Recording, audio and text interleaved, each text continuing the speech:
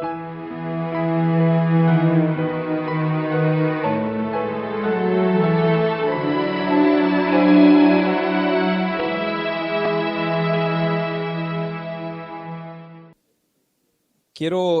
introducirle en el sermón de hoy por medio del libro de Génesis, capítulo 18, versículo 19.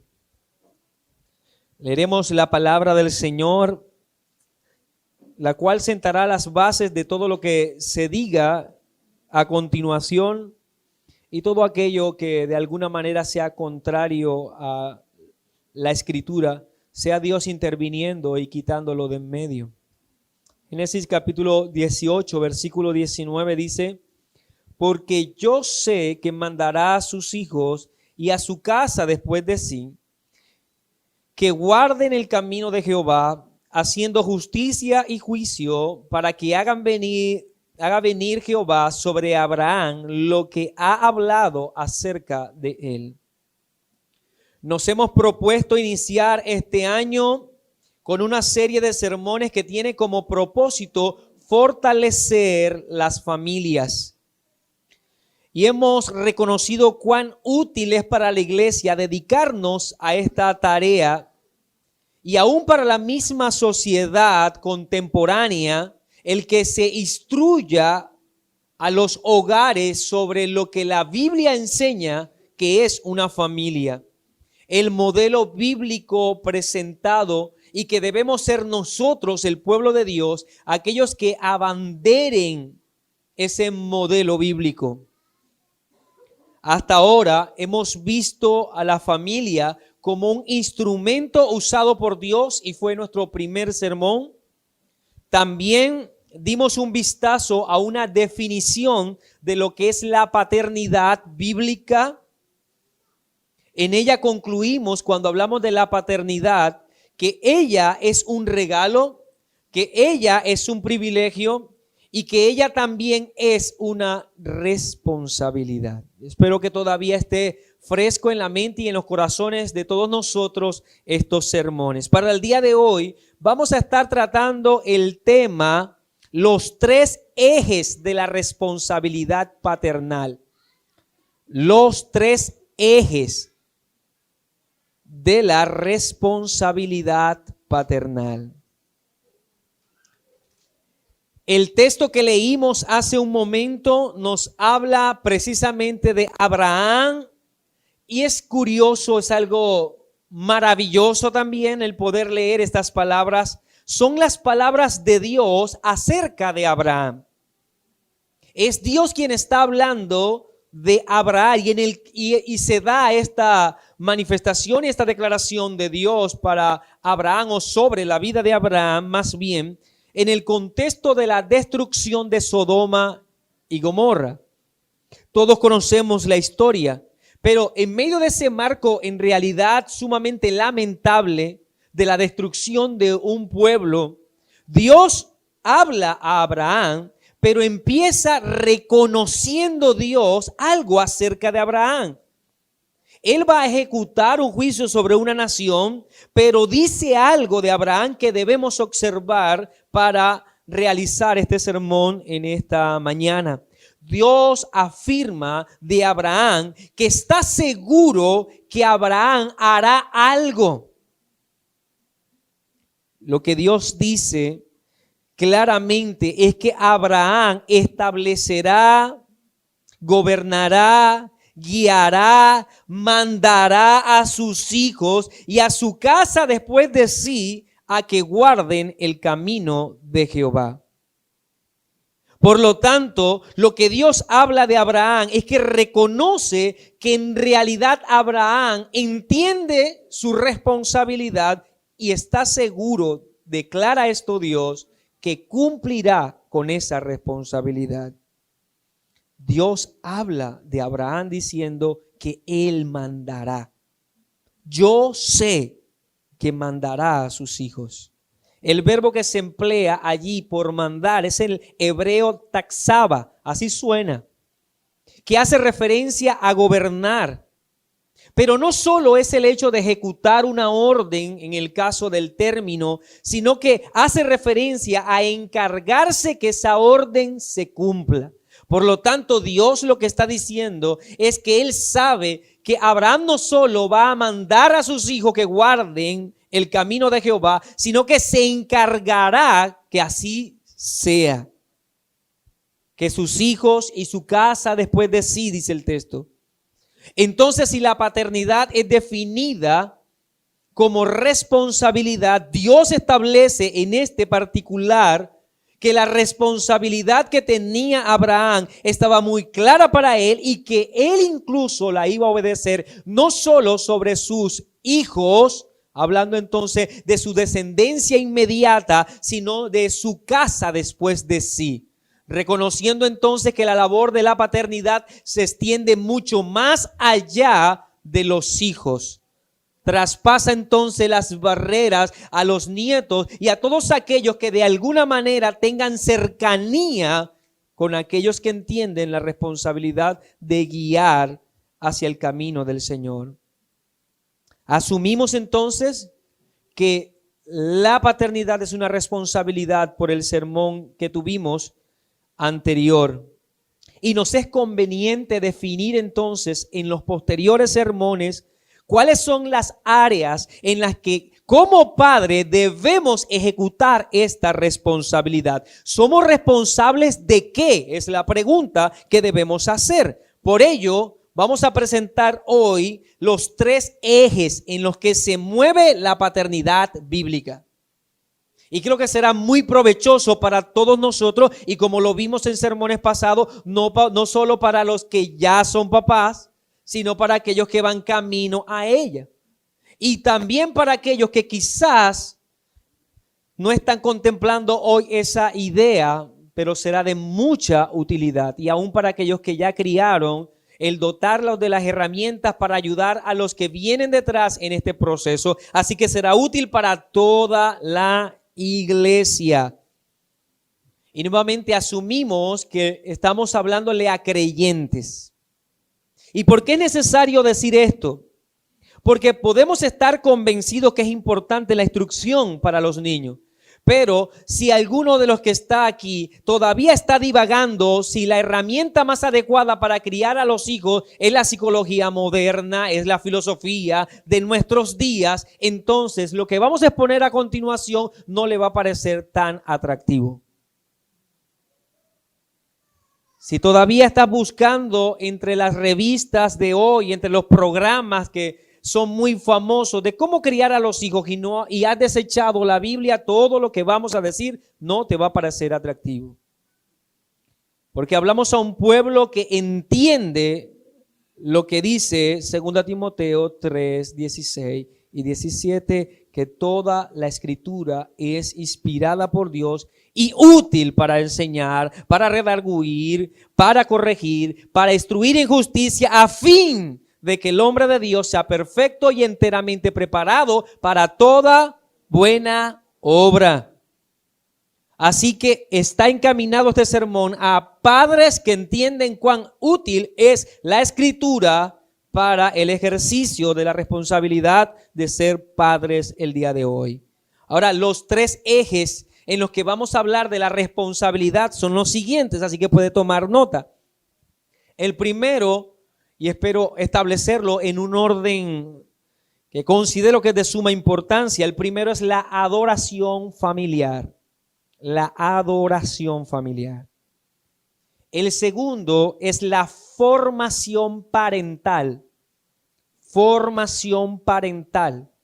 Y el tercero, la disciplina bíblica.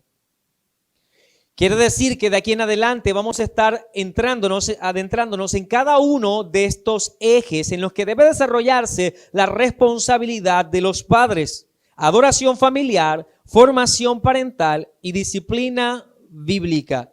Eres responsable de estos 3 ejes y que se ejecuten adecuadamente. Veamos entonces uno de estos ejes en los que debe moverse la responsabilidad de los padres el día de hoy. Vamos a iniciar con el primero. Estoy seguro que no nos va a dar el tiempo para tratar los 3. Entonces vamos a ver por lo menos en nuestra intención, el primero. Y quiere decir la adoración familiar. Recordemos cuán firme fueron las palabras de aquel sucesor de Moisés, Josué. En Josué capítulo 24, versículo 15, y es un texto que hemos citado una y otra vez a lo largo de estos sermones. Si mal os parece servir a Jehová, escogeos hoy a quien sirváis. Si a los dioses a quienes sirvieron vuestros padres cuando estuvieron al otro lado del río, o a los dioses de los amorreos en cuya tierra habitáis. Pero yo y mi casa serviremos a Jehová. Sabemos que Josué enfrenta a su generación cuestionando hacia dónde estaba dirigida la adoración y la devoción de las familias del momento. Josué tiene en mente no al pueblo, tiene en mente cada familia que compone el pueblo. De allí que él diga yo y mi casa, yo y mi familia. Él entiende que cada familia estaba volcando su adoración a un lugar inadecuado o a un Dios que era falso. En algunos momentos hemos caído en el pecado de alterar el orden de necesidades en nuestro hogar. Esto es un pecado muy frecuente en las familias el día de hoy, creyendo que lo que en realidad más se necesita en nuestras casas es el dinero. ¿Qué es lo más necesario? Lo que está haciendo Josué es decir, yo y mi casa serviremos a un único y solo Dios. Pero el día de hoy ves que todo en los hogares se vuelca para conseguir una sola cosa, y es el dinero. Los varones solo piensan en cómo ser más productivos, fructíferos en los resultados económicos. Muchas mujeres también fijan como meta de su vida también tener buenos salarios y poder de esa manera traer un buen desarrollo o una vida maravillosa para su hogar. El objetivo tanto de padres como madres que el día de hoy es simplemente tener. ¿Para qué? Para al momento de tener ese poder adquisitivo enviar a sus hijos a las mejores escuelas, para que ellos puedan tener la mejor ropa, para que ellos puedan tener el mejor vestido, la mejor comida, para que puedan estudiar y obtener los mejores títulos. Y una vez que tengan los mejores títulos, también tener los mejores salarios. ¿Cuál es el objetivo entonces en todo momento en muchas familias? Buscar el dinero. Las mayores preocupaciones, las mayores cargas, las razones por las que papá, mamá y los hijos el día de hoy experimentan todo tipo de emociones, llanto, dolor, frustración, es el dinero. En muchos hogares solo hay felicidad mientras la quincena dura, mientras la nevera está llena. Pero cuando hay escasez, incluso se fracturan las relaciones, hay separaciones, abandono de roles. ¿Todo por qué? Porque el dinero que era el centro o la razón de ser del núcleo familiar ha sido quitado. Para muchos lo más importante es el dinero. Por ello hay una completa y absoluta devoción hacia él. ¿Qué se está haciendo? Se está reemplazando a Dios por el dinero. Crecer es importante con tal de conseguir dinero. Estudiar es importante con tal de conseguir dinero. Hay que luchar, salir adelante para conseguir dinero. Tristemente, el mayor objeto de adoración en muchos hogares es la moneda.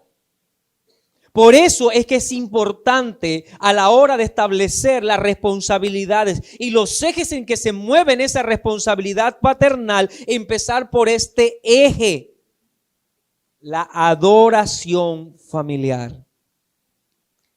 Y como estamos hablando de que la paternidad es una responsabilidad, debemos entonces reconocer que la adoración familiar es una responsabilidad. Es más, la más importante responsabilidad que tienen los padres. como lo has escuchado, mi hermano, tu mayor responsabilidad no es un mejor salario.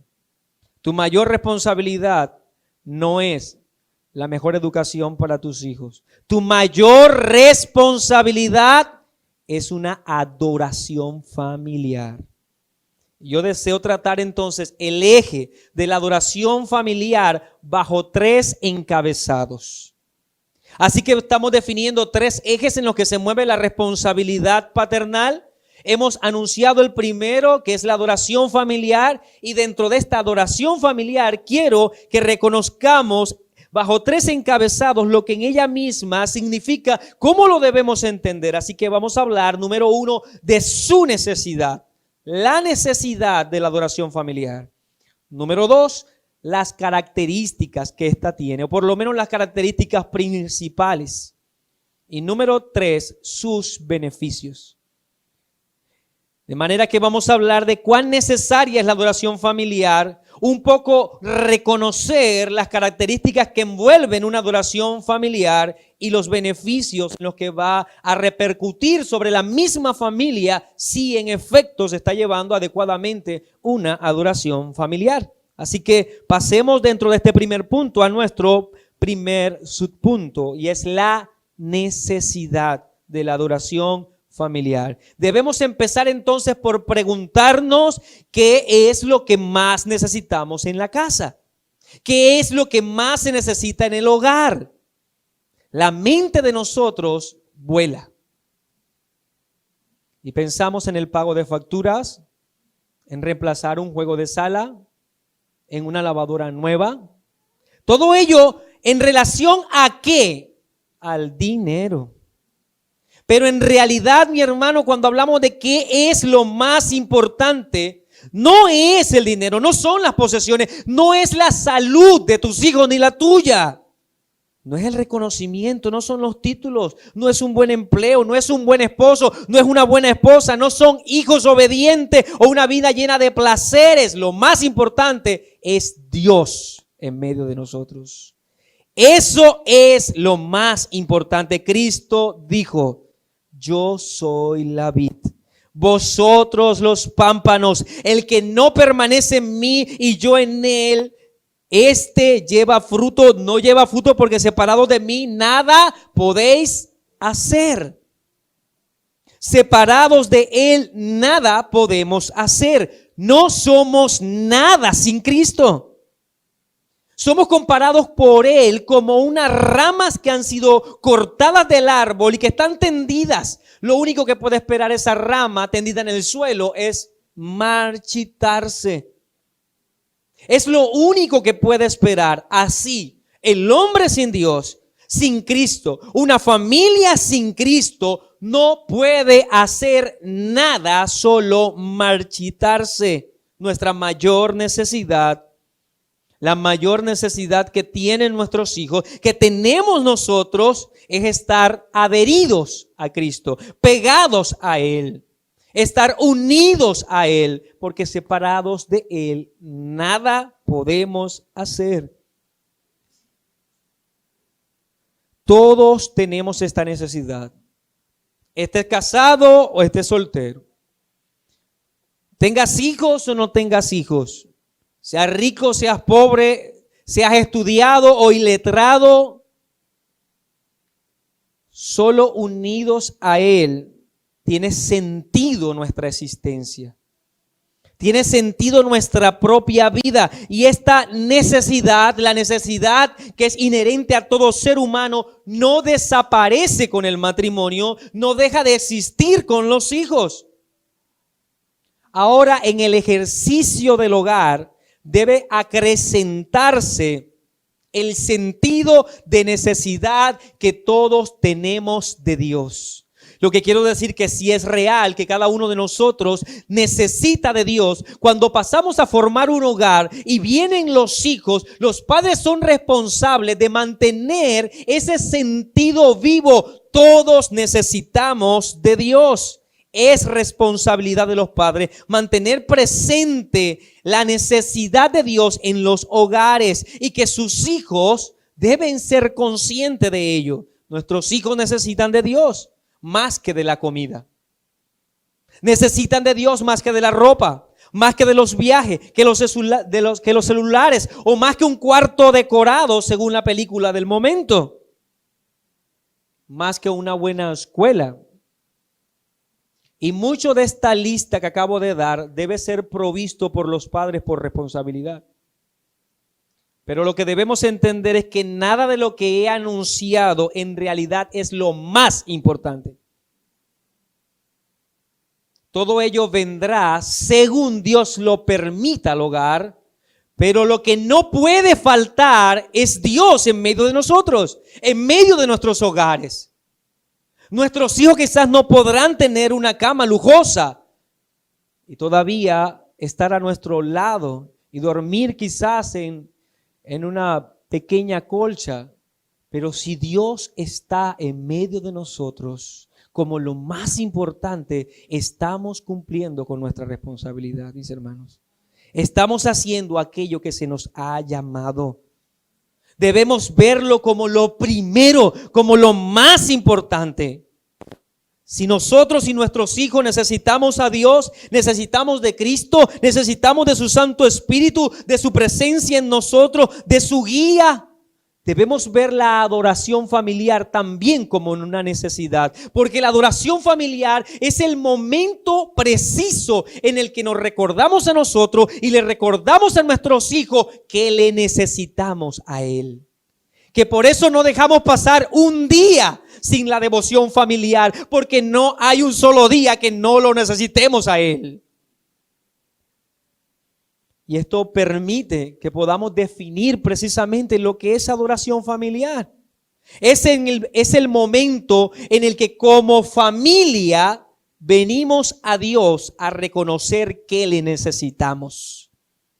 Es el momento en que como familia venimos a Dios a reconocer que le necesitamos. Y la pregunta necesaria es esa: ¿podrían pasar semanas sin necesitar a Dios? ¿Podrían pasar meses sin necesitar a Dios? Entonces, ¿qué tan frecuente debe ser nuestra adoración familiar? Tan frecuente como la misma necesidad que tenemos de Él. Génesis capítulo 35, versículo 1 al 3. Escuchemos las palabras de Dios a Jacob. Le dijo: levántate, sube a Betel y quédate allí y haz allí un altar al Dios que te apareció cuando huías de tu hermano Esaú. Entonces Jacob dijo a su familia y a todos los que con él estaban: quitad los dioses ajenos que hay entre vosotros y limpiaos y mudad vuestros vestidos. Levantémonos y subamos a Betel y haré allí altar a Dios que me respondió el día de mi angustia, que ha estado conmigo en el camino que he andado. Este pasaje tiene mucho para decir en cuanto a responsabilidad de adoración familiar. Pero es evidente que Jacob entendió la orden divina, que él debía adorar a Dios. Pero ahora note que Jacob no lo vio como una responsabilidad netamente personal, sino que extendió esa responsabilidad sobre el compromiso que él tenía sobre su familia. Él no subió solo, aunque se le dijo que subiera a adorar. Él entendió que debía subir con su familia, que debían ofrecer una adoración, aunque él la dirigía, aunque era en su cabeza, pero debía ser una adoración familiar. Por eso hay tanto que entender de pasajes como esto, que nos recuerdan que la responsabilidad que tenemos como padre es principalmente adorar a Dios como familia. Pero también nos sirve este pasaje para precisar que esta responsabilidad, como lo vemos en Jacob, como lo vemos también en Josué, debe ser asumida principalmente por el varón del hogar. No vemos titubeo en el caso de Josué, no vemos titubeo en el caso de Jacob. Entendían la responsabilidad que tenían como varones de dirigir a su familia en una adoración familiar. Y esto debe ser así. ¿Por qué? Porque estaríamos nosotros como varones enviando una distorsión de nuestro rol si nosotros somos cabeza en cuanto a todo, menos en cuanto a la adoración familiar. Estaríamos distorsionando la imagen del varón si eres el que más trabaja, si eres el que más disciplina imparte en tu casa, si eres el que tiene la última palabra en todos los asuntos logísticos de tu hogar, pero eres pasivo en la vida de devoción. Estás enviando una distorsión de la imagen de lo que es ser cabeza del hogar. Es más, estás diciéndole a tu familia que la vida devocional no es importante. Que en lo que sí abanderas, que en aquello que sí te preocupa, como es la parte productiva, como es la parte de las necesidades físicas de tus hijos y de tu esposa, esa sí es lo más importante y en eso sí tienes empeño. Pero la vida devocional puedes encomendársela a otro. Es enviar una imagen distorsionada del rol y de paso de prioridades en la familia. Ahora, esto no quiere decir que la adoración familiar no pueda ser dirigida por una mujer. Y permítame aclarar esto, 2 Timoteo capítulo 1, versículo 5. Pablo dice, trayendo a la memoria la fe no fingida que hay en ti, la cual habitó primero en tu abuela Loida y en tu madre Eunice, y estoy seguro que en ti también.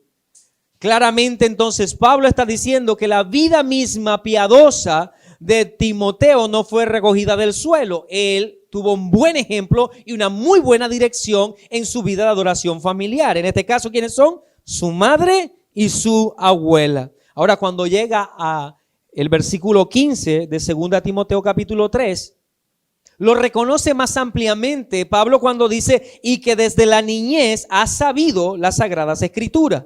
Así que Pablo está reconociendo que Timoteo conoce las Sagradas Escrituras desde la niñez porque su madre y su abuela lo instruyeron en esa labor.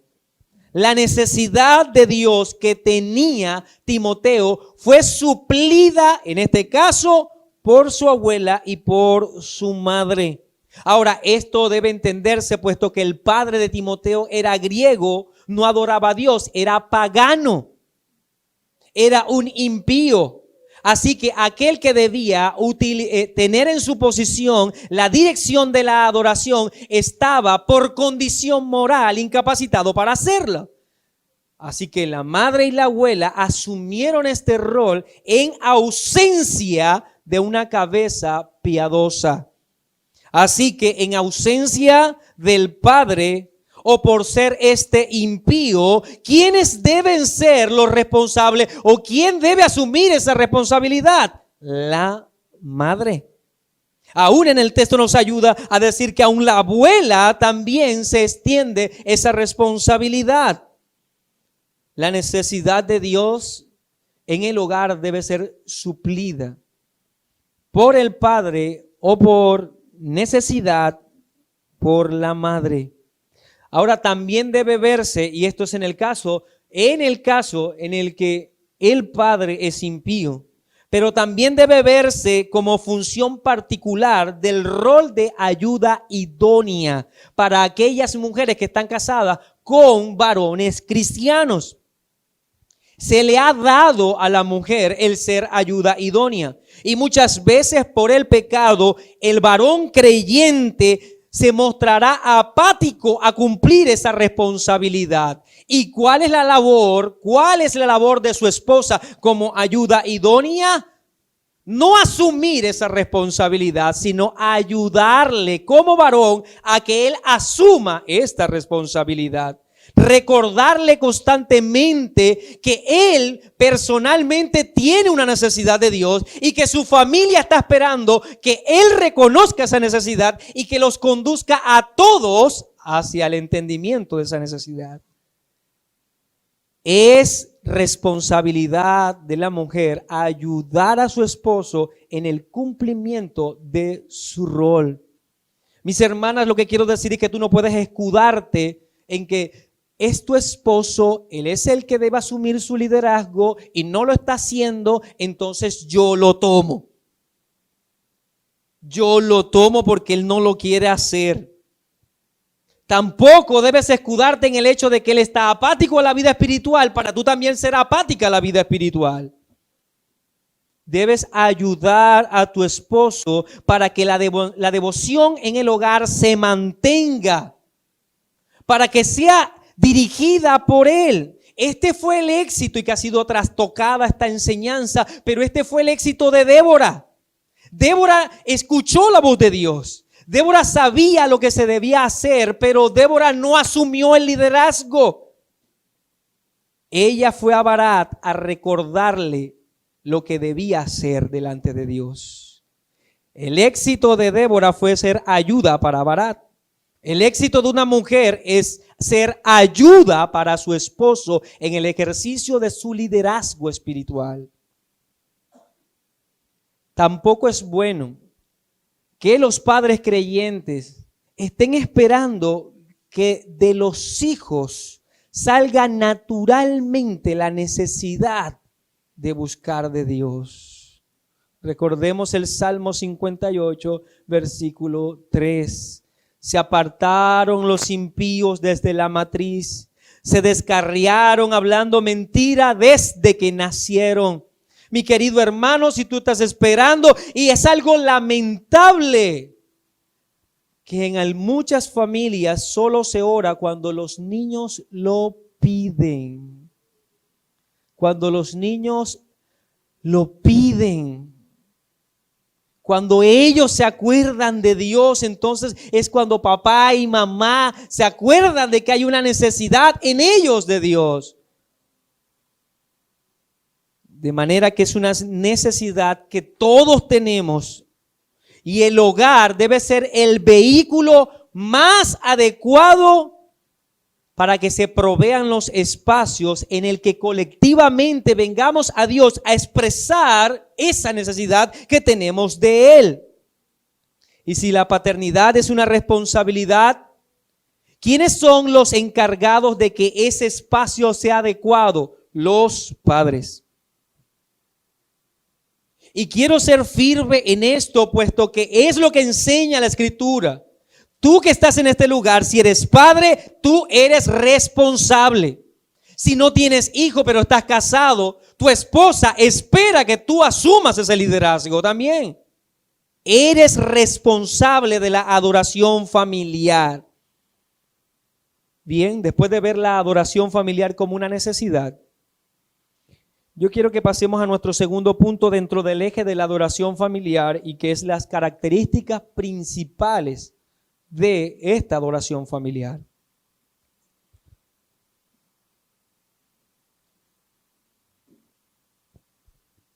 Al hablar de adoración familiar, podemos precisar que éstas deben seguir primero la naturaleza de la misma adoración que se espera de todo el pueblo de Dios.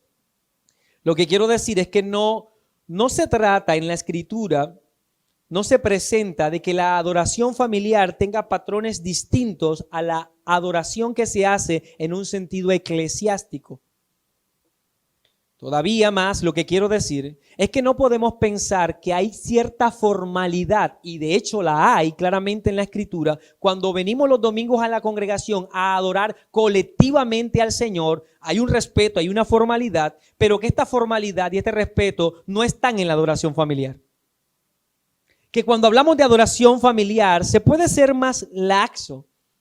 Que cuando hablamos de adoración familiar, esta cita sí puede estar sujeta a todo tipo de invenciones o innovaciones que nosotros como padres podemos hacer. La adoración familiar debe seguir el mismo patrón que Dios establece en la adoración de su pueblo, porque al final es lo mismo. Dios está esperando que nosotros colectivamente como iglesia nos reunamos un día que Él ha señalado, que es el día del Señor, para adorarle formalmente, para adorarle como lo ha demandado.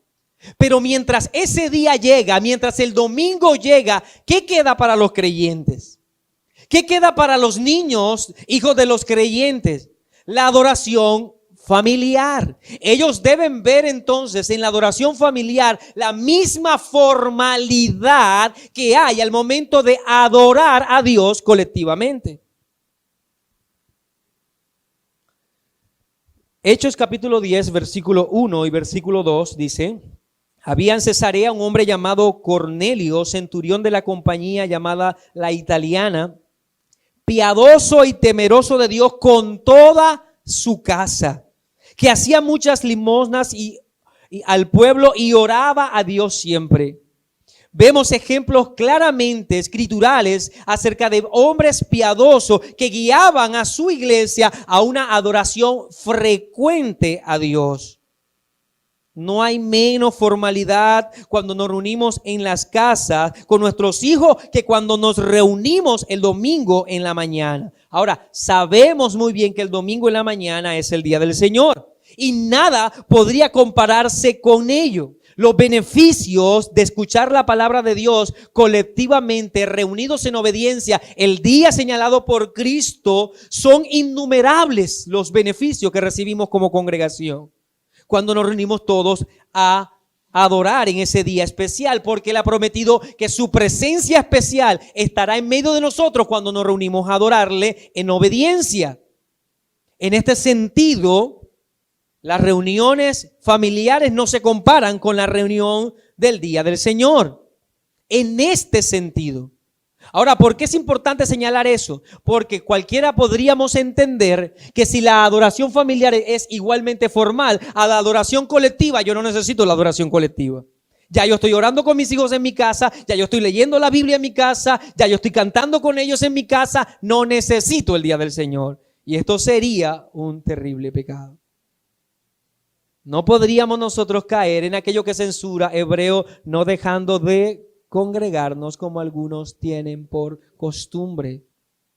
La adoración familiar debe nutrir ese anhelo a la adoración colectiva. Aun cuando no son comparables en este sentido, para nosotros y para nuestros hijos deben ser formales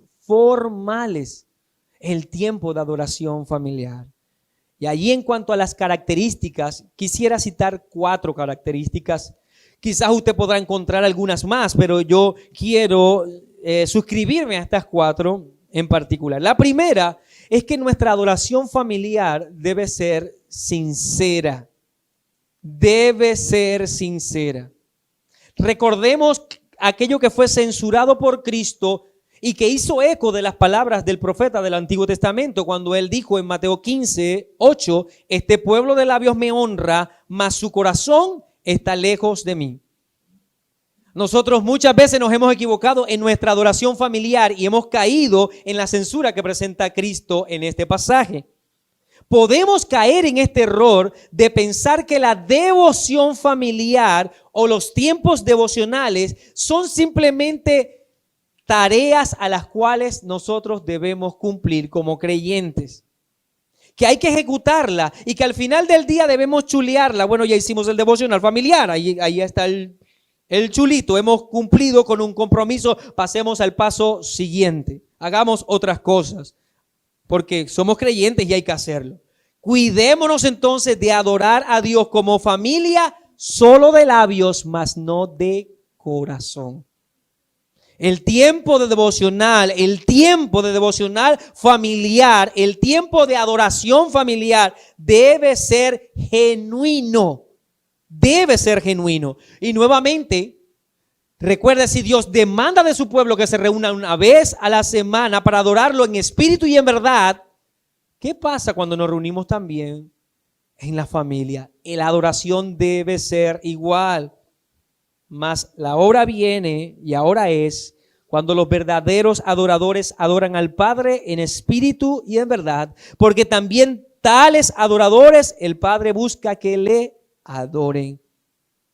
Nuestra entonces adoración debe ser sincera y muchas veces son los hijos los que presentan el mayor entusiasmo al momento de orar juntos. Ellos se sienten felices de orar a Dios antes de ir a la cama. Ellos se sienten felices de leer la Biblia. Y los padres, desde la misma postura, muestran que están cumpliendo con una mera formalidad, con algo que se debe cumplir, como si fuera una carga pesada. Y nuevamente no se trata de cumplir tareas, puesto si no hay sinceridad en nuestra adoración familiar, tal adoración no existe. No piense que Dios se va a conformar con que usted formalmente haga algo aunque su corazón no lo quiera hacer.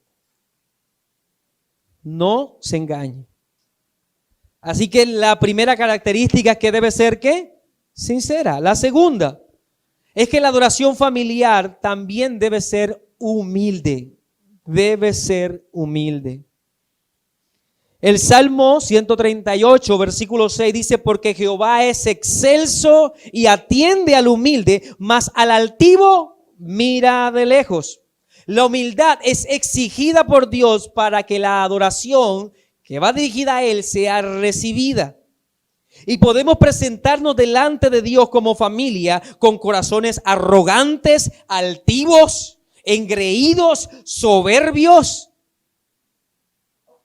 Y caemos muchas veces en el error, algunos padres, de tomar ese tiempo para disciplinar a nuestros hijos con toda la soberbia particular, para enseñarles a ellos quién manda, para mostrarnos superiores y santos, cuando la Escritura exige que haya humildad en ella.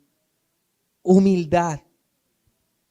Debemos mover a toda la familia al reconocimiento de todos como familia, quiénes somos y a quién estamos pretendiendo adorar.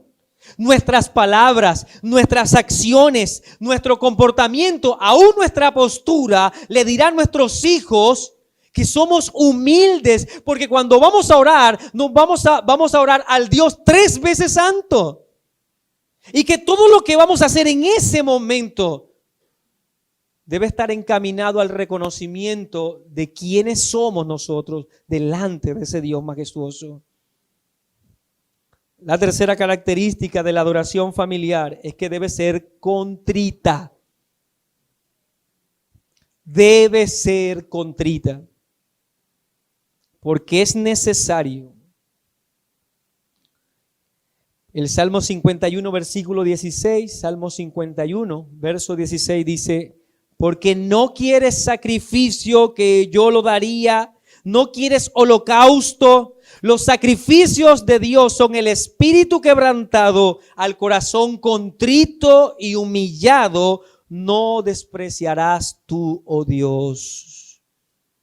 Cuando vengamos en adoración familiar, tengamos corazones contritos y guiemos a nuestros hijos a que tengan corazones contritos delante de Dios. Es muy importante que cuidemos de la tendencia que existe de hacer los momentos cercanos a Dios algo placentero, de esparcimiento y de jolgorio. Tengamos mucho cuidado, porque la sociedad en la que vivimos quiere siempre llevar los momentos de adoración a que ellos derramen éxtasis al hombre. Nosotros muchas veces censuramos a aquellos que cuando se reúnen a adorar a Dios lo hacen en un sentido humanista, pero cuando vamos a nuestras casas en adoración familiar lo hacemos de esa manera.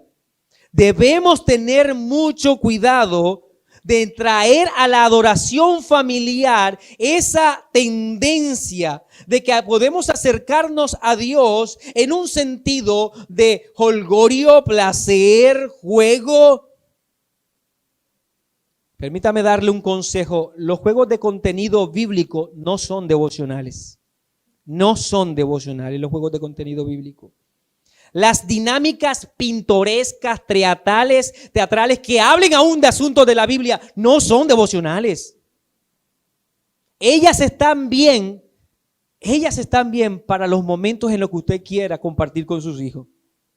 Es más, de hecho, no estoy en contra de ellos. Creo que como creyente, aún nuestra lúdica debe evidenciar que adoramos a Dios. Aún nuestros juegos deben guiar a nuestros hijos, pero cuando vamos a tener la adoración familiar, nuestros hijos desde ese instante deben tener en su mente, debemos presentarnos delante del Dios Santo. Vamos a leer su palabra, vamos a escuchar su palabra, vamos a orarle a Él. Debe haber un sentido de reverencia y de adoración ante ese Dios. No pensemos que debemos hacer ameno el momento de la adoración familiar a nuestros hijos y entonces debemos traer todo tipo de pinturas y debemos traer todo tipo de muñecos y teatro para que ellos se sientan cómodos. Haga eso antes, después, pero en el momento en el que usted dirija a su familia en adoración familiar, debe hacerlo con corazón contrito y humillado. Es el momento del día. Es el momento del día en que como familia usted y sus hijos reconocen que necesitan de Dios. Es el momento del día en que sus hijos y usted expresarán que son pecadores, que necesitan de la gracia. ¿Cómo haremos eso? La diversión y todos los tipos de juegos y todo lo que a usted se le ocurra, sea creativo de la manera que usted desee, pero la adoración familiar debe guardar esa proporción clara que enseña la Escritura para la adoración también, que se exige colectiva. Debemos reconocer nuestra fragilidad, su gloria, su santidad. Permítame entonces pasar a mi cuarta característica entonces de la adoración familiar. Ya hemos dicho que debe ser sincera, que debe ser humilde, que debe ser contrita. Por último, esta debe ser confiada. Confiada. El autor de Hebreos dice en el capítulo 11, versículo 6, pero sin fe es imposible agradar a Dios. Porque es necesario que el que se acerca a Dios crea que le hay y que es galardonador de los que le buscan. Mire, nuestros hijos deben ser dirigidos a presentarse delante de Dios de manera sincera, humilde, en certidumbre de su necesidad de la salvación, pero también confiados de que Dios es galardonador de aquellos que le buscan. Debemos guiar a nuestros hijos para que ellos entiendan que cuando acudimos a Dios, en Él recibimos paz a nuestro corazón. Que Él está allí para consolarnos, para aliviarnos de nuestras cargas como familia. Que sus oídos están siempre inclinados para atender la oración de su pueblo. Que Él nunca echa fuera al que a Él viene. Debemos transmitirle a nuestros hijos la formalidad, si es cierto, el hecho de que estamos delante de un Dios santo y nosotros somos pecadores, pero también la confianza de que por medio de Cristo hay perdón para nuestros pecados. Que somos su pueblo y podemos descansar en Él, aun cuando somos rebeldes, aun cuando somos obstinados, aun cuando somos disciplinados. El amor y la paternidad de Dios no se acaban nunca. Que Él siempre está cuidando de nosotros, aun cuando estemos pasando por grandes dificultades familiares. Enviarle ese mensaje al corazón de nuestros hijos en oración. En Él estamos confiados, en Él confiamos. Yo le invito a que usted sea consciente de la necesidad que usted tiene y que sus hijos tienen. Que considere, y quiero dar aquí una nota de aplicación antes de pasar a mi último punto. Y es que en cuanto a la adoración familiar, aun cuando ya hemos dicho que usted debe crear ese espacio de adoración y debe ser sincero, humilde, contrito y de confianza, necesariamente no quiero decir con ello que deben ser espacios largos. Para tener una adoración familiar, como lo hemos dicho, sincera, humilde, contrita y confiada, no quiere decir que deben superar 1 hora o media hora, ni nada de esto. Mi invitación a que usted sea consciente de las capacidades cognitivas de sus hijos, porque el propósito que usted debe tener es llevarlos a ellos a ellos a que entiendan la necesidad que tienen de Dios y presentar esa necesidad ante Dios. Y eso lo puede hacer usted entendiendo las capacidades de su hijo. Cuando es bebé, usted podrá tener unos espacios de lectura en el que solamente orará y hablará unas que otras palabras porque su niño no las comprenderá totalmente. Pero usted vendrá delante de Dios con su hijo en la medida que él crece cognitivamente, comprenderá cosas mucho más complejas que le enseñarán en el colegio. Usted puede también crecer en ese tiempo de devoción familiar y llevar a su hijo o a sus hijos a un entendimiento mayor de lo que enseña la Escritura. Pero si usted tiene niños de 1 año, de 2 años, y quiere hacer sermones en su casa, quiere hacer serie de sermones del libro de Eclesiastés,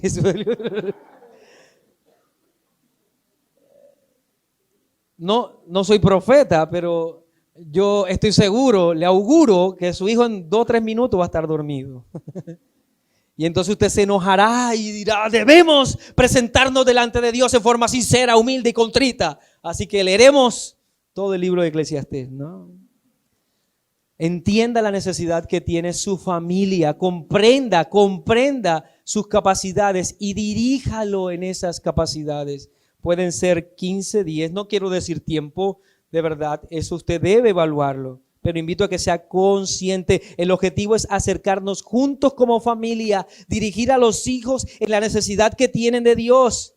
Y esto debe iniciar en etapas muy tempranas y debe ir construyéndose en el paso del tiempo. Entonces, me queda solo un punto, ¿sí? Beneficio de la adoración familiar. Ya hablamos entonces acerca de la necesidad, hablamos también de las características. Terminemos entonces con los beneficios de la adoración familiar. Igual que la adoración colectiva o eclesiástica, la adoración familiar tiene múltiples beneficios. Podríamos de verdad enumerar muchísimos y estoy seguro que después de que termine los que traje, usted va a tener más y si quiere compartirlos conmigo al final del sermón, me los dice y de pronto los anotamos para una posterior exposición. Pero quiero presentarles esto, mis hermanos, y quiero presentar 5 principales beneficios que imparte a la familia una vida devocional, una vida de adoración familiar. 5 beneficios para la familia. Y permítame agregarle 1 para la iglesia. 5 para la familia y 1 para la iglesia. Los 5 beneficios. El primero beneficio de la adoración familiar es que ubica a Cristo en el centro del hogar. Es el mayor beneficio. Ubica a Cristo en el centro del hogar. No hay tormenta que una familia no pueda enfrentar si Cristo está en el centro. No hay dolor, no hay tribulación, no hay momento de escasez, no hay momento de dificultad que una familia no supere si en el centro está Cristo. Pero quite a Cristo de la mitad y su vida familiar enfrentará todo tipo de quebrantos. Cada uno responderá a los problemas desde su propia prudencia, desde su criterio. Cuando oramos juntos como familia, le decimos a Dios, todos somos tuyos. Pero también nos decimos algo a nosotros mismos como familia. Juntos superaremos cualquiera de estas situaciones con la ayuda de Dios. Segundo beneficio es que la adoración familiar reordena los roles establecidos por Dios. Reordena los roles establecidos por Dios. Sabemos que nosotros culturalmente tenemos una predisposición a abandonar nuestros roles por tendencia pecaminosa y por enseñanza de la sociedad. ¿Qué hace el culto familiar? Reordena los roles establecidos por Dios. Cuando papá, desde el momento en el que papá dice, vamos a orar, desde ese momento está ejerciendo autoridad. Está cumpliendo un rol que se le ha dado a Dios como sacerdote del hogar. Cuando invita Cuando invita entonces a su familia a que ellos escuchen la oración y por sus labios sale la palabra de Dios, la voluntad de Dios, está cumpliendo su rol de sacerdote. Cuando los hijos y la esposa dicen amén a la oración del esposo, están en sumisión y obediencia a la palabra y al diseño divino. En ese momento se reordena todo lo que Dios ha establecido. Mis hermanos, todavía no hemos nosotros como familias de esta generación comprendido el gran beneficio que trae la adoración familiar. Es necesario que pidamos perdón en este particular, pero que nosotros nos apropiemos y en la medida que nosotros lo hagamos, vamos a ver este beneficio. Nuestros hijos serán más obedientes, nuestras esposas serán más sumisas, el varón ejercerá un liderazgo bíblico, todo se reordenará porque es lo que Dios ha establecido en su palabra. El tercer beneficio es que la adoración familiar va a prevenir de posibles pecados. Prevenir de posibles pecados. Las familias que no oran ni tienen vidas devocionales juntas, luchan solos con sus propias fuerzas por las tentaciones que ellos están enfrentando. Y nos dice Eclesiastés, capítulo 4, versículo 9, mejor son dos que uno. Si el uno cae, el otro lo levanta. Pero hay de aquel que está solo. La adoración familiar nos ayuda a prevenir esos pecados. Cuando nuestros hijos son rebeldes y cada día escuchan de su palabra, escuchan a sus padres expresar y exponer su corazón delante de Dios, pidiéndole que proteja los pasos de su hijo, que le enseñe a ser sumiso a la palabra, eso va a prevenir de pecados. Y aún para la misma vida conyugal, es innumerable los beneficios de prevención o de alertas tempranas que tiene la adoración familiar. Cuando el esposo o la esposa se unen a orar, fortalecen en ese momento esta unión. Y eso me lleva entonces a mi cuarto punto. La adoración familiar fortalece la unión familiar. Fortalece la unión familiar. Algo particular que van a experimentar, y espero que la mayoría de los hogares aquí lo experimenten el día de hoy, porque sería una mala señal que no fuera así, quiere decir que no hay adoración familiar en las casas, pero algo que ocurre casi siempre cuando se hace tiempos devocionales de oración juntos, es que los hijos se ven como invitados a contar lo que les sucedió en el día después de orar juntos. A contar lo que están viviendo, a contar sus luchas. Papá y mamá empiezan entonces también a contar lo que han vivido en el hogar. ¿Y qué hace eso? Todo eso termina en unión familiar. Los miembros de la familia cuentan sus vivencias del día. Se acrecientan la unión a la luz de las verdades bíblicas que han escuchado, a la luz de la oración que hacen delante de Dios. Y el último beneficio de la adoración familiar es que ésta mantiene despierta la conciencia de la necesidad que tenemos de Dios. Y hemos dicho que esa es la primera necesidad. Cuando ustedes lo hacen en forma esporádica, le están mandando a sus hijos un mensaje: Dios no es tan necesario. Pero cuando ustedes en forma repetitiva, en forma ordenada, cada día traen a su familia delante de Dios, le están diciendo a sus hijos: necesitamos a Dios todos los días. Dejar de orar juntos nos va a pesar, porque nuestros hijos van a interpretar eso como Dios no es necesario. Y vamos a decirle incluso a nuestros hijos: debemos prepararnos solo para el domingo. Cuando escuchemos la palabra, solo para el domingo. Cuando los maestros nos hablan la Biblia, solo para el domingo. Cuando cantemos himnos, solo para el domingo. Y esto va a mostrar que Dios no es importante. Así que esta necesidad debe arder en nuestros corazones, porque de lo contrario, poco a poco se va a hacer más pálida esa necesidad de Dios. La adoración familiar mantiene esa necesidad despierta. No nos deja olvidar que mientras estemos en este mundo, necesitamos buscar de Dios. Así que hay 5 beneficios para la familia cuando practica la adoración familiar. Y dije que había uno para la iglesia, y con esto termino. El beneficio que tiene la adoración familiar es que fortalece la iglesia. Familias piadosas, familias fuertes en adoración familiar redundan en iglesias fuertes. Siempre va a redundar en familias fuertes y piadosas. Cuando tú estás en tu casa trabajando con el pecado de tus hijos, cuando está entre ustedes perdonándose, cuando están entre ustedes viniendo a la gracia continuamente, soportándose incluso y tratando sus conflictos en una forma bíblica, ese niño pasará a la iglesia y ¿qué hará? Verá a la comunidad de la iglesia como una mera extensión de lo que ocurre en su casa. Pero ¿por qué vimos niños que no son capaces de estar sentados escuchando una oración? Porque en la casa no lo hacen.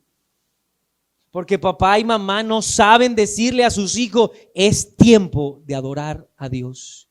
Ellos no saben eso, no lo entienden. Y es muy difícil para nosotros en la iglesia, para nuestros servidores, tratar de calmar eso. Es muy difícil. Entonces, vida devocional familiar ayudará a la iglesia, fortalecerá a la iglesia.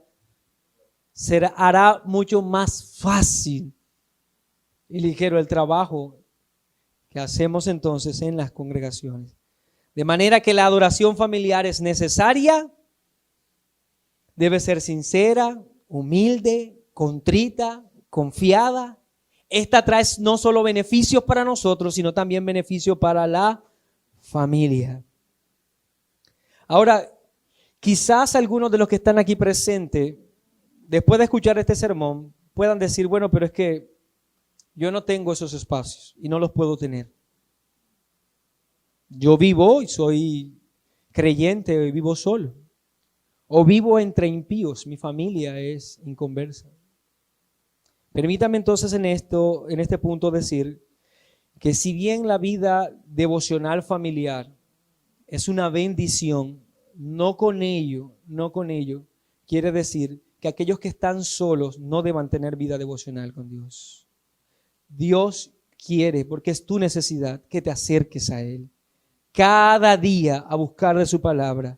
Así que si no puedes hacerlo, hazlo con familia, hazlo solo, hazlo sola, entendiendo que Dios sabe muy bien cuál es tu deseo de participar en esto, pero deleítate en Dios, en tu intimidad personal con Él. Bien, entonces propusimos 3 ejes en los que se mueve la responsabilidad paternal. Decíamos que la adoración familiar, la formación parental y la disciplina, pero hoy solo vimos la adoración familiar. El Señor nos ayude a todos los que estamos aquí presentes. Vamos a colocarnos en pie.